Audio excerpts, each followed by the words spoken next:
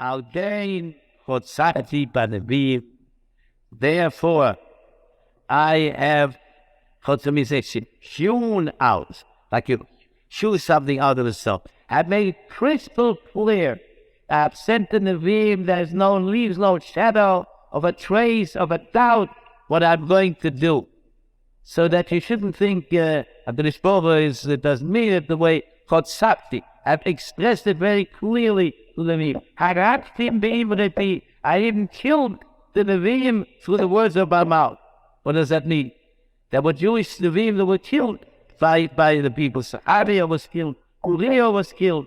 That they were killed because they came in Shem Hashem, predicted evil. Yirmiyahu was almost killed. Yeshaya was killed by Manasseh. Because today, if a person would speak up, he knows if it can himself get. There's no peace on there. Or if he speaks up, what is the real Hatzkova of the Torah? The masses will turn against it. But Hashem Yisrael says, Araktim im rebi, u'mishpotecha or yetzei. And your mishpotecha, your judgment is clear like light has come. And there's no doubt what's going to happen. The Nevi'im have come and gone, and some of them have been killed. And what the mishpat that you will get is so clearly like light.